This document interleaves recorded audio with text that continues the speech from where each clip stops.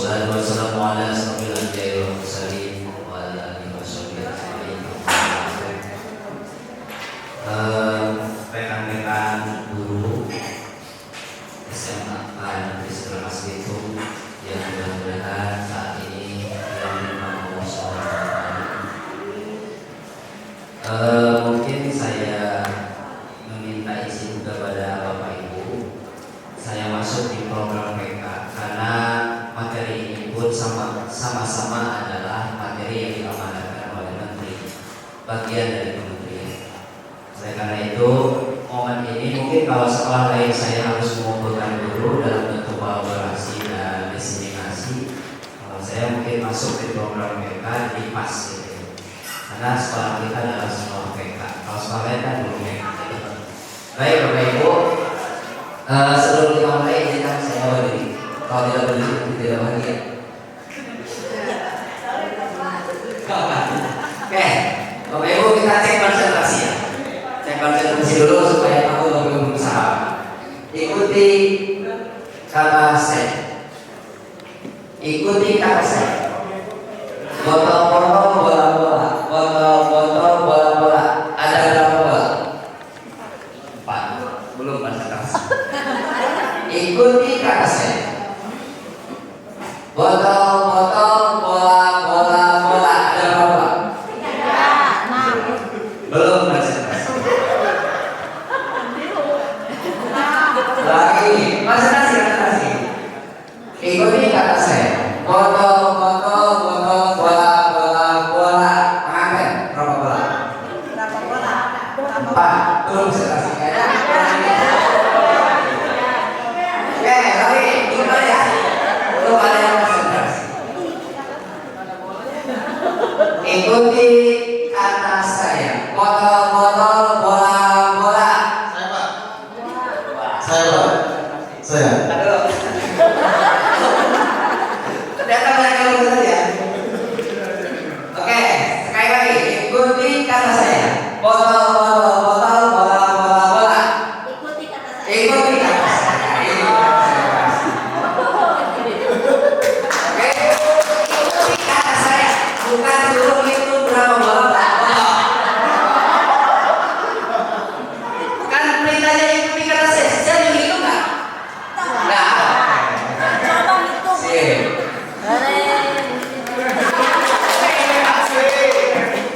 Nanti kita kirim gambar. Sekarang saya lihat. Saya mau lulus. Berarti sudah tua juga masuk kelas. Ya, ternyata betul. Yang usia itu ternyata lebih. Sekarang tolong Bapak Ibu perhatikan. Aja saya belum bikin teh manis. Tapi materi bisa lihat juga saya. Ya, ini teh manis bisa dulu. Teh celup, Pak. Teh celup. Oke, sudah ada perbedaan? Ada Pak? Belum. Ada sebelah. Gimana? Nah. Ya, apa artinya? Filosofi apa dalam ini? Ada yang berubah dan tidak berubah. Ada yang mudah dan berubah. Baik. Adanya perubahan. Adanya perubahan. Ada yang berubah. Berarti perubahan yang kita inginkan. Iya. Sekarang tolong simak apa yang saya perhatikan dari media ini. Filosofi apa yang dilakukan? Bukan terserah. Dia rumahnya besar. Lagi. Perlakuan yang sama hasil berbeda. Perlakuan yang sama hasil berbeda. Pasal apa itu? Bosan ada? Pak Sebulan kayak ini sama. Pak dua biasa. Budaya yang romantis itu. Ya, ternyata dari dua praktik ini menunjukkan siapapun yang akan masuk ke dalam diri kita kalau kita tidak welcome dengan tangan tidak akan ada perubahan. Kita relasikan dengan materi. Siapapun yang mengajar, siapapun yang di depan, siapapun yang menyampaikan materi, kalau kita tidak welcome di hati kita, di pikiran kita, tidak akan ada perubahan apa-apa. Betul kan?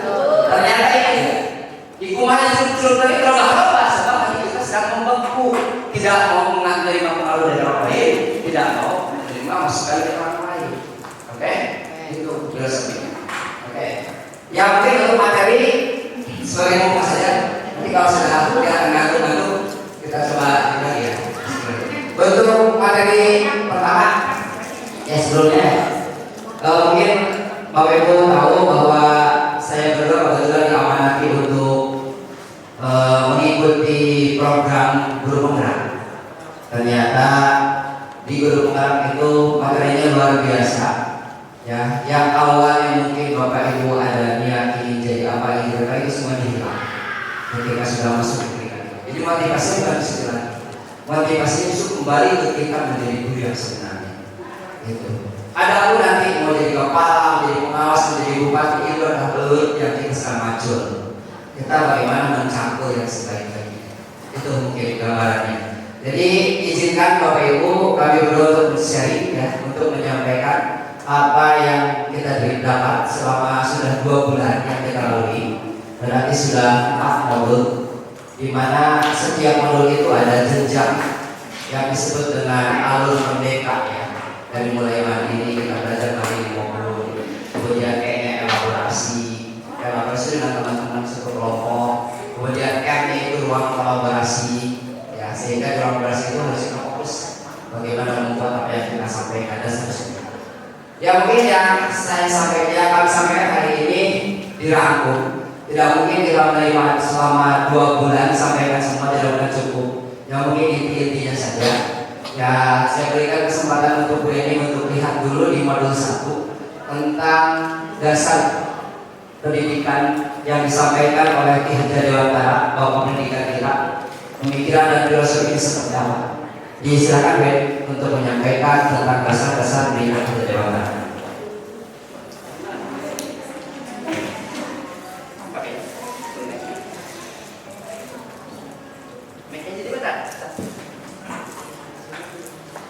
Nanti gantian aja Bapak, kita mesti pilih terus.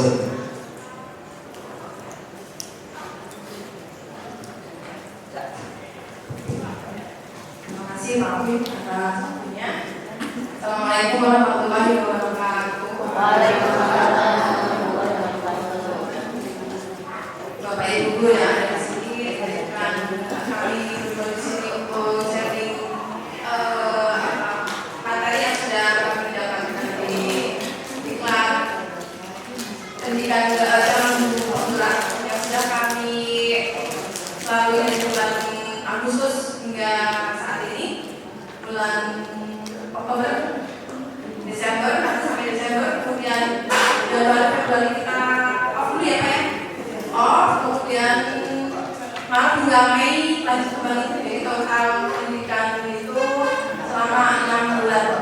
6 bulan itu sudah dipoti Ibu Bapak, yang tadinya 9 bulan jadi 6 bulan.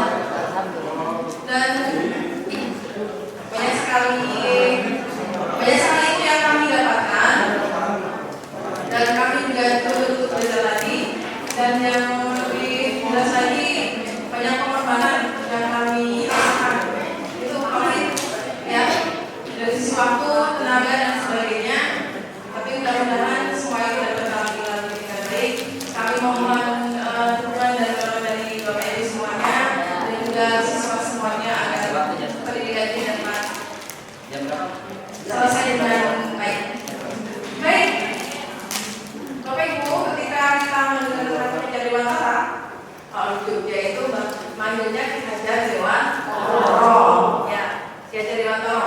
Jadi kalau di Jogja itu kalau di rumah orang tua saya, Ki Hajar Dewantara itu sudah terkenal. Beliau memiliki sebuah institusi pendidikan, namanya Taman Siswa. Taman Siswa di situ. Dan ternyata ketika kita lihat sejarahnya, Ki Hajar Dewantara itu merupakan pahlawan yang memang bergerak di bidang pendidikan. Beliau itu sebenarnya keturunan bangsawan, keturunan darah biru. Kita darah muda.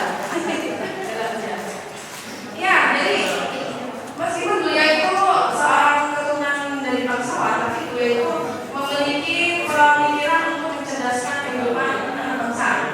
Jadi untuk itu beliau itu sengaja untuk merubah namanya, yang tadi namanya Iswati Suryanindra berubah menjadi Ki Hajar Dewantara.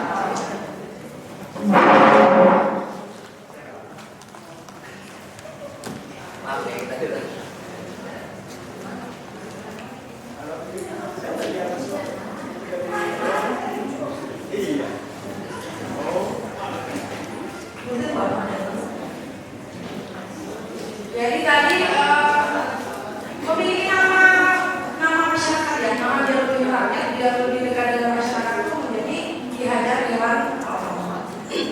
Dan di situ beliau itu memiliki tujuan bahwa pendidikan di Indonesia itu tidak hanya untuk para bangsawan dan tidak hanya untuk orang-orang tertentu. Jadi kemudian dengan lewat taman siswa itu nanti akan membuat pendidikan itu untuk semua kalangan. Dan di sini kita akan kembali belajar mengenai pendidikan atau filosofi pendidikan Ki Hajar Dewantara. Ada 3 poin Bapak Ibu ya semuanya mengenai pendidikan Ki Hajar Dewantara ini. Filosofinya apa aja? Ini yang akan menjadi dasar lengkap dari pendidikan yang akan kita lalui saat ini. Bapak dan Ibu udah tahu semuanya mengenai filosofi pemikiran KHD? Ada yang tahu? Ibu sini tahu itu sih belum tahu. Ada yang tahu Bapak Ibu? Tahu kan? Ikan susu tulang.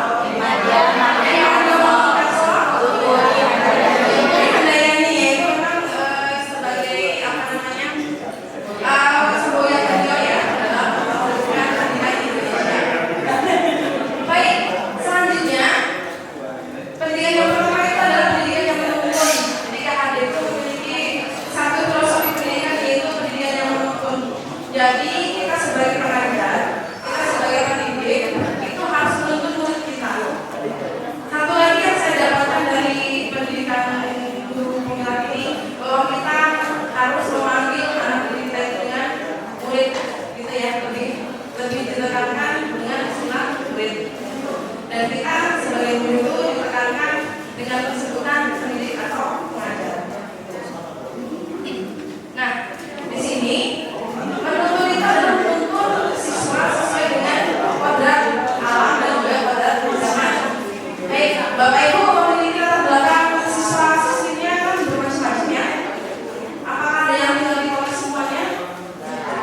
Apakah ada di desa semuanya? Ya, jadi campur-campur. Jadi karena memang kita linknya adalah SMK, mungkin anak didik kita itu berasal dari berbagai macam wilayah. Tidak hanya di Langkat saja. Apalagi kalau ibu bisnis seperti apa, Pak Ibu pernah tahu kondisi rumah si peserta didik kita atau anak kita. Nah itulah yang nanti akan menjadi tonggak kita dalam memperlakukan siswa atau murid kita. Jadi dengan kodrat alamnya kita akan mengetahui dan juga kodrat zaman. Seperti kita ketahui anak-anak kita itu adalah Gen Z. Apa Bapak Ibu Gen Z? Generasi mereka itu ada dengan digital, ya. Mereka ada di yang digital nggak kayak kita dulu. Kita dulu HP nggak ada, SMS masih HP yang tertutup ya, bukan HP yang Android sekarang. Tapi anak-anak sekarang itu generasi Z. Jadi kita harus bisa memfasilitasi mereka. Nah, pemikiran KHD yang kedua itu adalah pendidikan yang menghamba kepada murid. Ibu-ibu, bapak-bapak kalau mendengar kata menghamba, seperti apa bayangannya menghamba? Menghamba itu seperti kita seperti ini ya. Kalau secara eksplisit seperti kita itu harus murid itu semua melawan muridnya nggak Bapak Ibu? Apakah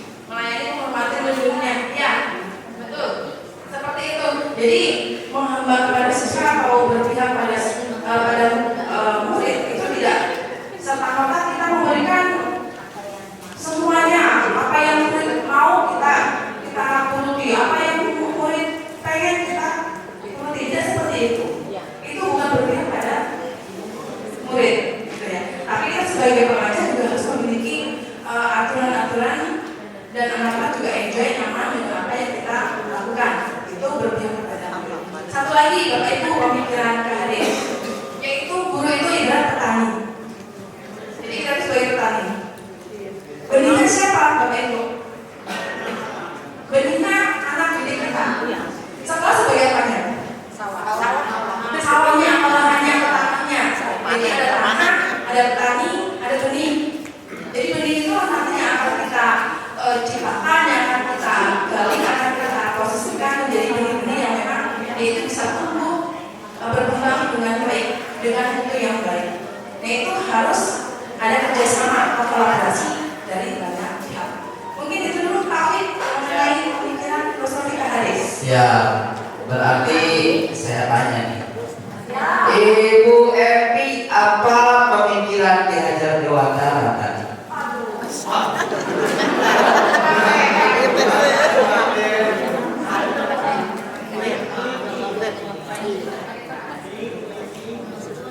Apa? Kalau semuanya ada 3, Ingat Sumdono, Ingat Manguntarso, Tuturi Handayani. Apa maknanya? Kita di depan harus memberikan teladan. Tidak bisa guru asal. Kita menyemat jadi guru itu 24 jam. Ya, bukan hanya di sekolah saja. Di rumah, tetangga, tetap guru semua. Tidak ada ustaz, guru, kita hadiah. Tidak ada yang harus jenazah, guru. Jadi guru itu semua siapa? Terus saja. Gitu. Jadi guru adalah profesi yang memang harus kita nikmati saja, yang harus kita pegang teguh konsekuensinya. Jadi tetap ingat sesuatu kita untuk belajar. Iman dia melakukan berarti di tengah kita memberi dorongan support ke anak-anak. Yang anak-anak malas belajar didekati, yang anak-anak tidak mengerjakan tugas jangan langsung dijas melakukan tugas. Ya dicari dulu. Yang terakhir adalah Tuturi Handayani yang menjadi logo Kementerian Pendidikan. Apa artinya? Tuturi Handayani. Apa? Memberikan oke, kita lihat. Jadi tadi apa Bu Epi? Dari kata Bu Epi, dasar filosofi pemikiran kejenuhan itu ada 3. Bukan yang tadi bahas. 1, yang menjadi besar. Menghamba pada siswa. Nomor 2. Oh iya. Nomor 1-nya menuntut. Kita lihat dulu. Balik lagi. Menuntut.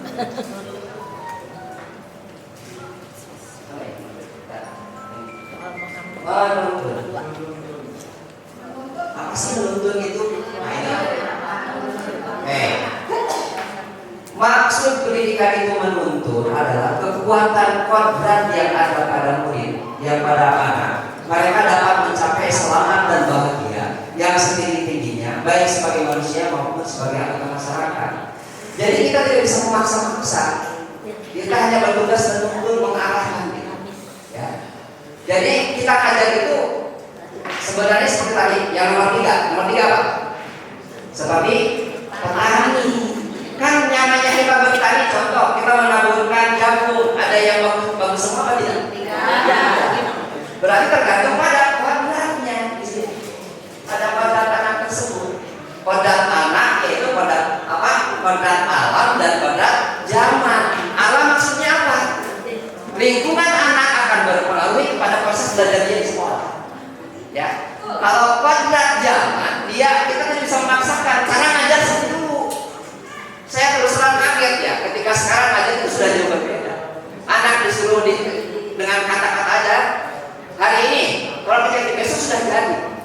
Itu berarti dia sudah bagus ya tentang teknologinya apa yang sudah generasinya. Kalau zaman itu kan enggak, ditulis dulu di papan tulis, dipaksa-paksa. Itu contoh. Berarti Ki Hajar Dewantara yang pertama adalah kita harus menjadi penuntun bersiswa. Yang kedua tadi apa? Menghamba. Menghamba itu berarti mengarahkan. Kita jangan memaksakan diri. Ya. Kita sekarang renungkan sebagai guru. Kalau kita memaksakannya capek kitanya. Anak kecil kan berontak. Semakin kita paksa semakin berontak. Zaman sekarang Jadi tolong ini, ya kita harus merubah paradigma. Kayak saya tadi, sekarang lama-lama juga yang ingin menjadi ikut. Tapi prosesnya agak.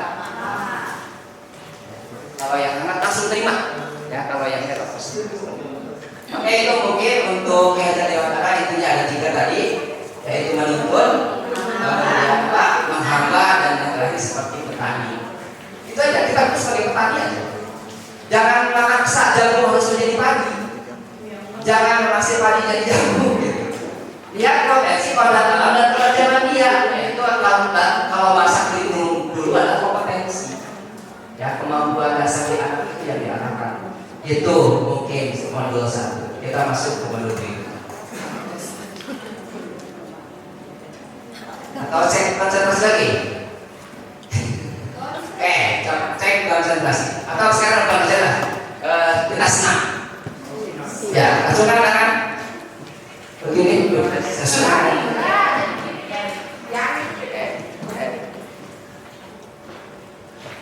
Ini bisa, ya. Kemudian gini, nah kita sekarang arahkan, balikan. Ini menjadi sini, ini menjadi sini. Oke, bisa? Oke. Silakan. Satu itu. Bisa?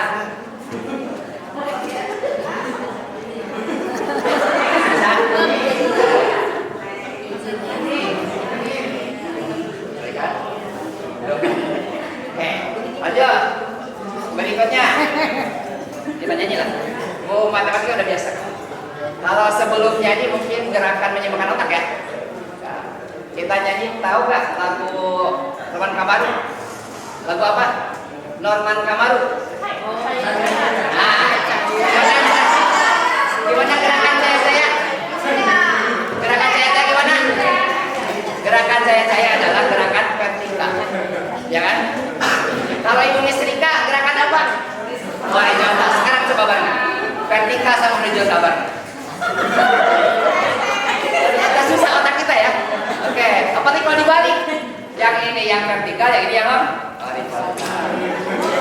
Bisa. Kalau ibu bapak ibu sudah bisa menyeimbangkan itu berarti sudah bisa dikendalikan otak. Silakan praktekkan.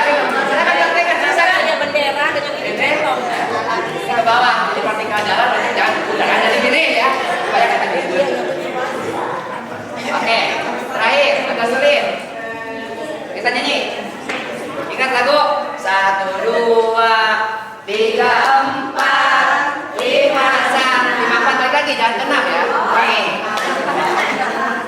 1, 2, 3, 4, 3, 2, 1. Oke, bisa nyanyi ya. Sekarang gerakan tangannya. 1, 2, 3. Duanya begini. Jangan yang biasa dong. Duanya manis dan pedas. Oke. Ya. 1, 2, 3 metal, 4, 5, 4, 3.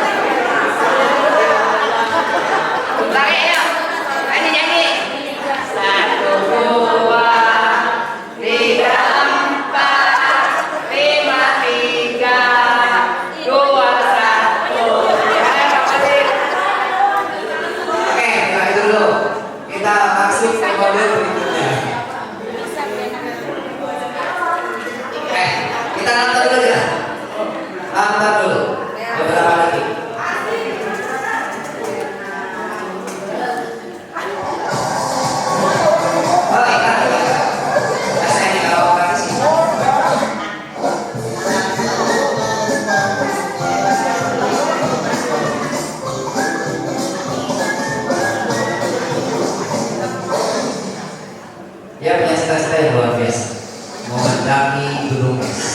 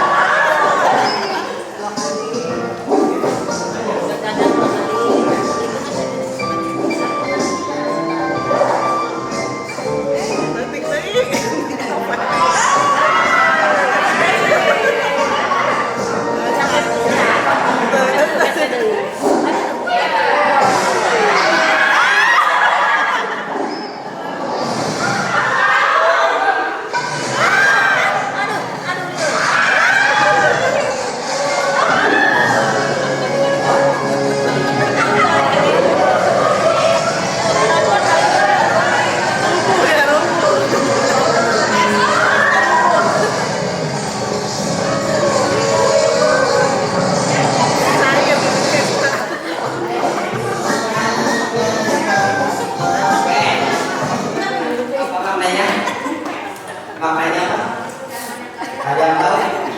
Coba. Bu Siti, ada yang banyak kayak tadi? Siapa yang banyak kayak? Oke, yang banyak kayak. Karena sudut pandang orang. Ketika berlaku resep tergantung. Satu tergantung pengetahuan yang dia miliki. Yang kedua mungkin tergantung tafsirannya. Apa kira-kira dari film tadi? Sebenarnya kita ini masuk ke materi visi. Jadi kita harus punya cita-cita. Gitu ya. Visi. Menurut kita ini materinya. Tapi saya tidak akan membaca atau dosen sebagai ini. Sony mungkin dari narasi apa ya? Bisa dideskripsikan Pak, bahwa kita selamanya harus selalu berusaha, selalu berjuang. Kemudian dengan cara apapun yang kita lakukan, asalkan itu sesuai dengan tujuan kita, apa yang kita lakukan itu tentunya tidak instan. Artinya terus berusaha, kemudian kita berserah diri kembali gitu. Akhirnya lanjut.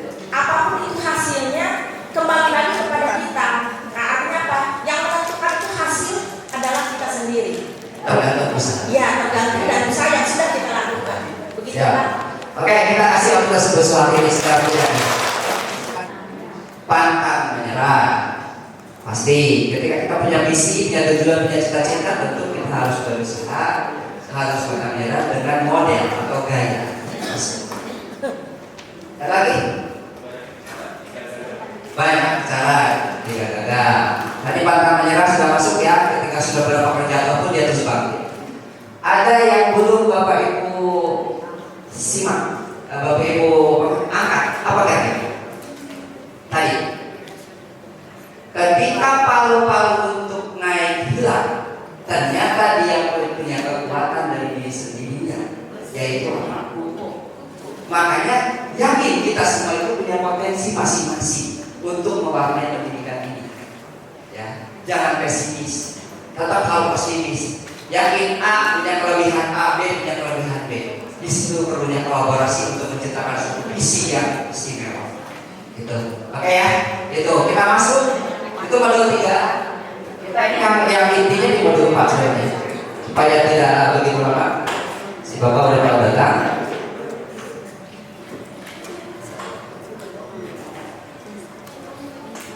Isi ya. Nah ini yang inti yang ingin disampaikan. Mobil ini, Pak. Terus saya terus. Itu maksudnya.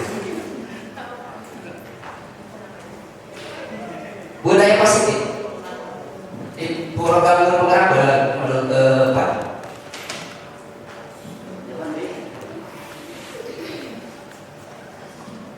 Tapi ada dari Kader Jawa Tengah. Nah ini mungkin mulai materinya dari motivasi ya.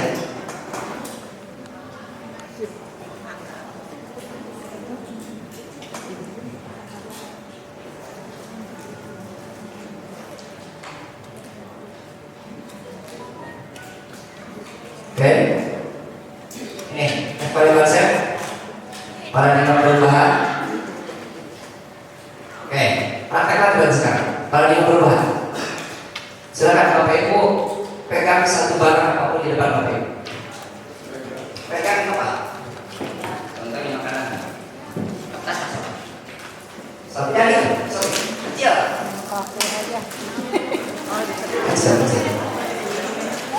Anggap barang ini adalah barang berharga. Bisa emas, bisa apa saja. Ya. Kira-kira ada teman yang mau membujuk ibu untuk membuka tangan itu? Bisa buka kalau seandainya itu suatu barang yang berharga. Bisa dengan cara apa membuka kepala ini? Satu rayuan, oke. Terus berarti laki-laki yang jago merayu pasti perempuan dibuka ini tanpa tangannya. Ya. Ada cara lain apa? Paksa. Kita alihkan ke pendidikan kepada siswa. Ketika kita memaksa atau kita merayu, sementara ini adalah yang menjadi kita dalam proses pendidikan. Padahal tadi bersaksi membuka tangan ini apa pada dasar rayu?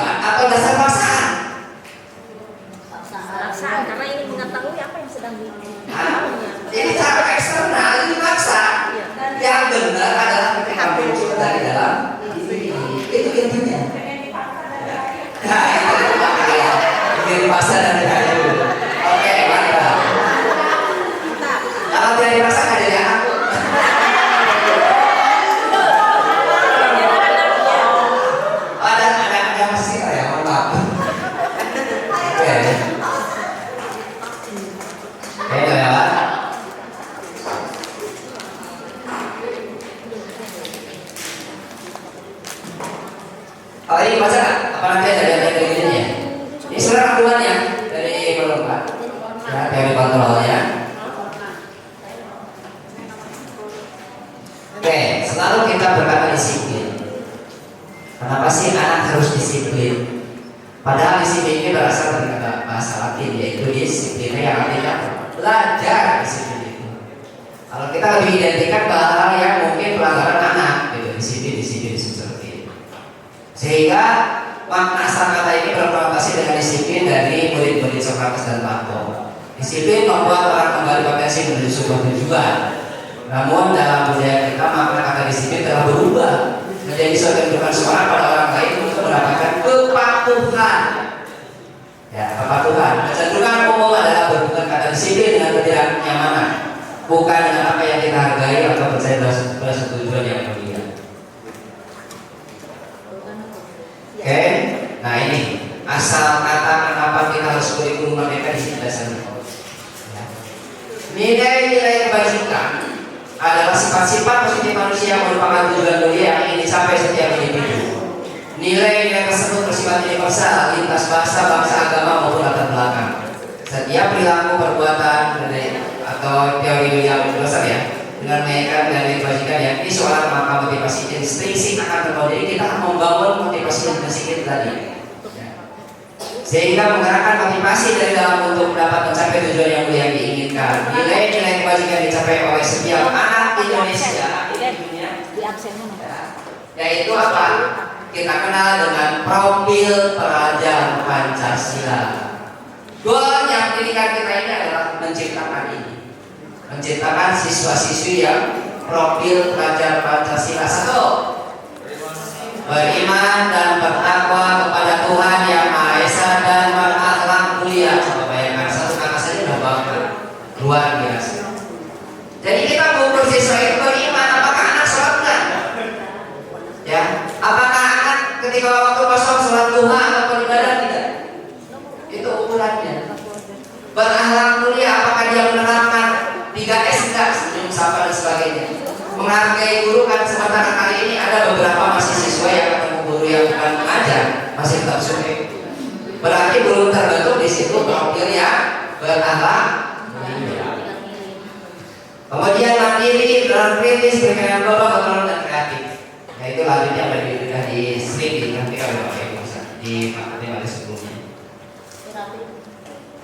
Nih, teori motivasi dalam manusia untuk menghindari keteranyaman hukuman apa yang akan terjadi apabila saya tidak melakukan ini materi serta untuk mendapatkan imbalan. Jadi imbalan itu sebenarnya bukan cara yang baik memberikan imbalan, ya.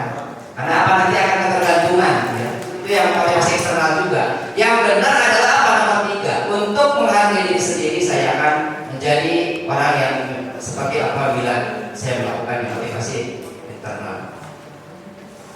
Merdeka, awasnya kalau ada yang bertanya, apa sih kurikulum merdeka? Apa sih anak-anak merdeka pulang, merdeka masuk dan begitu pada pelakunya? Ya. Merdeka itu artinya tidak hanya terlepas dari perintah, akan tetapi juga tercakap buat diri sendiri. Itu menurut saya dari wajar.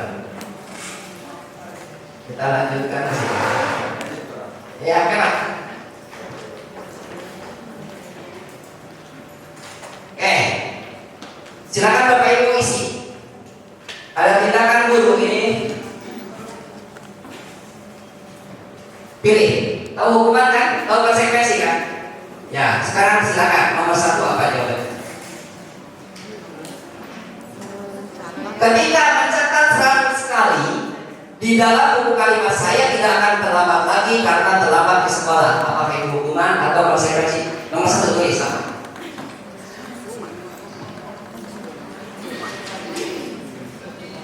Nomor 2, saya bantu bacakan. Lari mengelilingi lapangan basket 2 kali karena terlambat hadir di sekolah. Apakah itu hukuman atau konsekuensi? Nomor 1 hukuman atau konsekuensi. Nomor 2 hukuman atau konsekuensi. Nomor 3, saya bantu bacakan.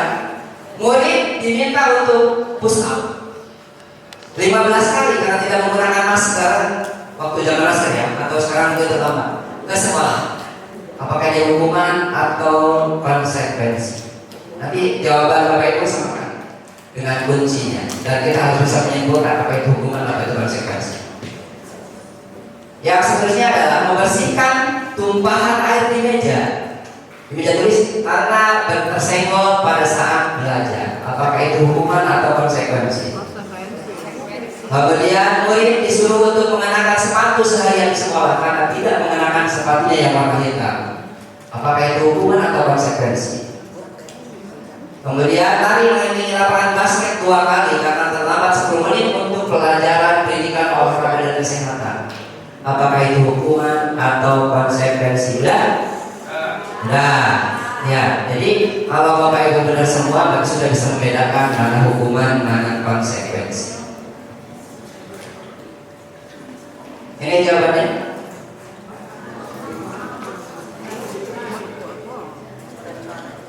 Berarti nomor 1 apa?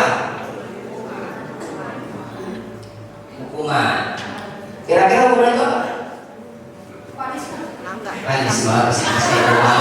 Pertama guru bahasa Inggris. Punishment. Ya sih.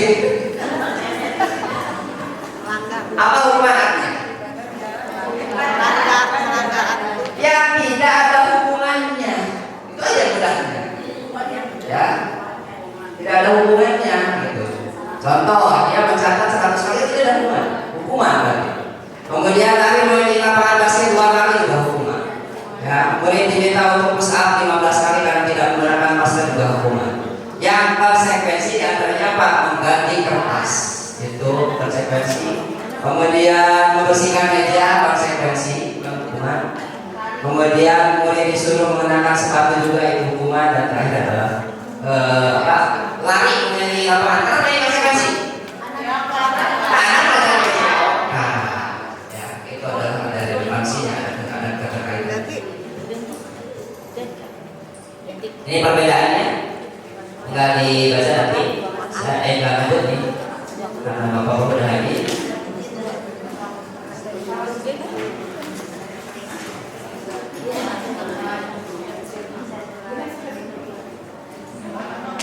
Baik Pak.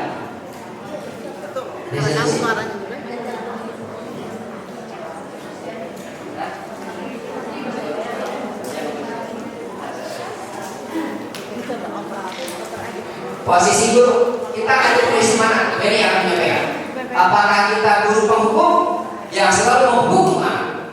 Apakah kita pembuat kesalahan, membuat hatinya sedih terus? Apakah dia sebagai teman?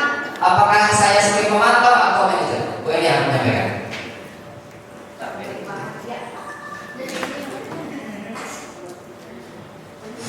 Ya, baik Bapak Ibu semuanya, saya akan menyampaikan beberapa posisi kita sebagai seorang pengajar itu ternyata ada beberapa posisi, ya posisi kontrol terutama berkaitan dengan tadi yang sudah disampaikan oleh Pak Amin. Yang pertama itu terkadang kita sebagai posisi penghukum, dan ini saya hobi juga melakukannya gitu.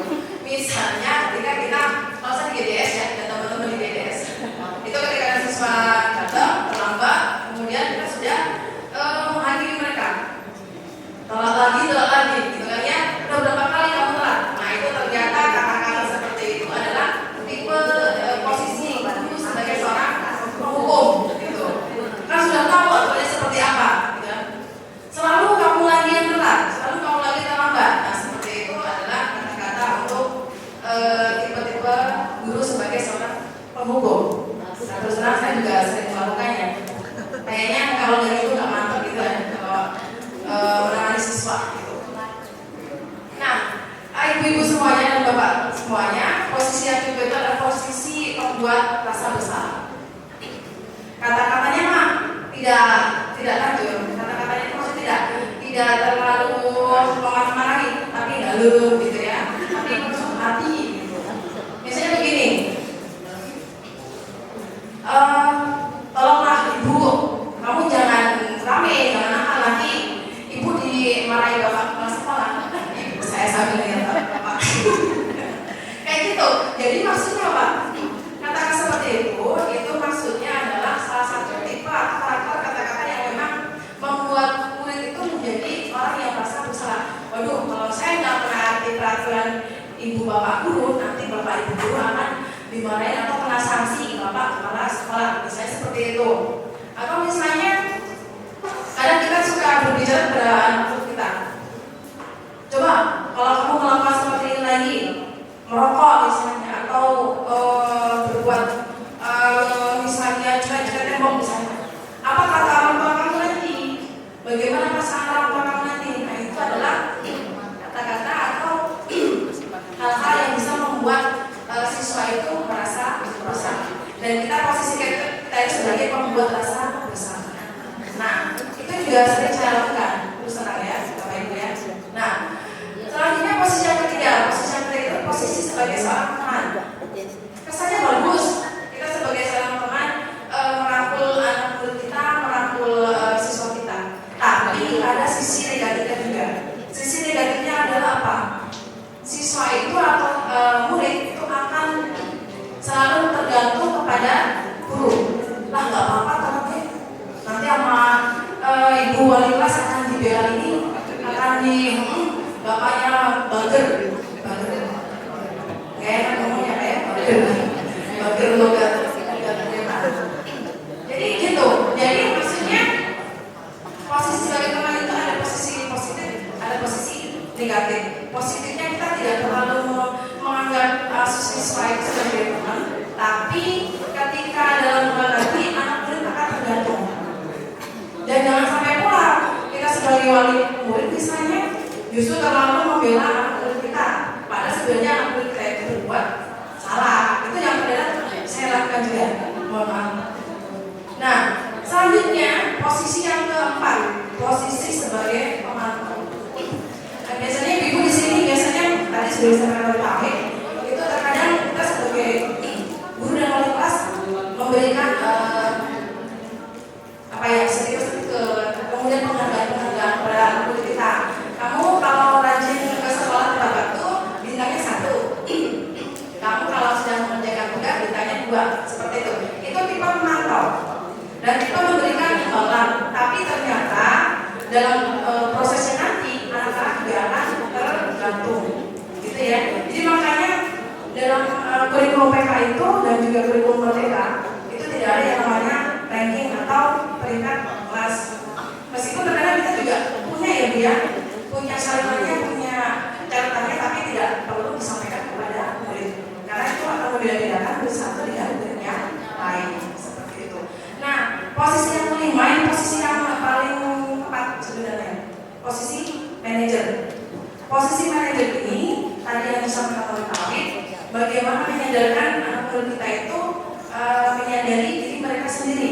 Jadi kesalahan yang mereka lakukan itu harus mereka sadari sendiri. Jadi tanpa perlu kita memarahi, tanpa perlu kita menghakimi dia, tanpa kita itu perlu istilahnya mengeluarkan kata-kata yang menyebabkan emosi dan sebagainya. Itu anak-anak bisa menyadari diri sendiri mereka. Itulah posisi yang paling tepat sebagai posisi kontrol seorang guru terhadap murid ketika mereka melakukan sebuah pelanggaran atau sebuah kesalahan. Itu oke mengenai 5 posisi yang ada dalam ini ya. Penanganan siswa. Oke, Bapak Ibu, tolong sekarang introspeksi diri. Kita sudah ada di posisi mana? Karena kalau Bapak Ibu pilih yang 1, 2, penghukum dan pembatasan itu ternyata identitas gagal, akan membuat anak tidak berkembang. Ya, seperti itu. Justru yang kita harus bergeser, berusaha ke teman, ke pemantau, bahkan lebih baik ke manajer. Seorang guru seperti diharapkan. Jadi jangan sampai ada lagi guru SMK 1 menghukum siswa. Malu dengan identitas program keunggulannya. Gitu. Bagaimana membangkitkan kesadaran diri gitu dengan cara pendekatan kita maksimalkan. Tidak ada lagi di depan BDS yang mempush up gitu. Tidak ada lagi yang suruh lari-lari, sudah tidak manusia karena itu pergeseran paradigma merdeka di situ ya. Jadi kita cermati bareng-bareng. Tadi kita sudah singgung bahwa ternyata memberikan hukuman, memberikan penghargaan itu tidak akan panjang berubah motivasi diri anak. Justru yang bagus adalah institusi. Nah, restitusi lah pilihannya. Memberikan kesan kepada siswa bahwa dia nyadar bahwa dia itu hidup memberikan manfaat kepada sekitar, sesama, bahkan membahagiakan orang tuanya. Oke, itu mungkin Bapak Ibu. Satu lagi yang mungkin kita cek konsentrasi. Pak, 15 menit Pak. Oke, konsentrasi Bapak Ibu. Ini ayam. Yang sering ikuti. Bukan yang tadi bukan. Ini ayam. Yang ini kambing. Kalau yang ini sapi. Oke. Kalau yang ini ulangi terus. Ini ayam, yang ini kambing, kalau yang ini sapi. Kelihatan Jis? Ini ayam. Kalau yang ini belum apa masih kata ayam. Coba ya. Belum kayak belum pasti. Lagi.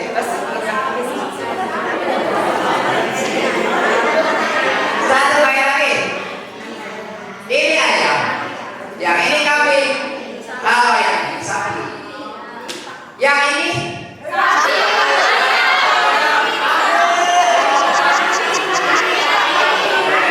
Yang mana sapi? Yang benar?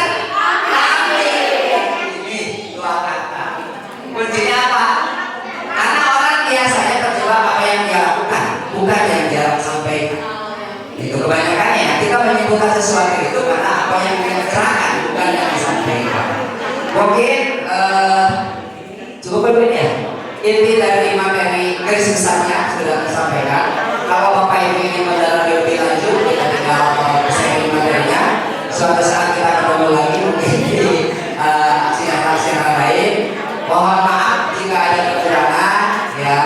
Terima kasih Bapak-bapak materi yang untuk memberikan kesempatannya untuk saya sharing ke teman-teman guru. Mudah-mudahan ada sedikit perubahan. Minimal amanat yang saya berikan ya, kebaikan saya itu tersampaikan ke Bapak Ibu. Jadi saya tidak ada beban lagi. Terima kasih atas perhatiannya.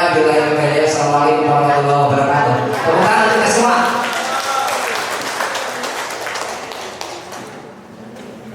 Pak Esa.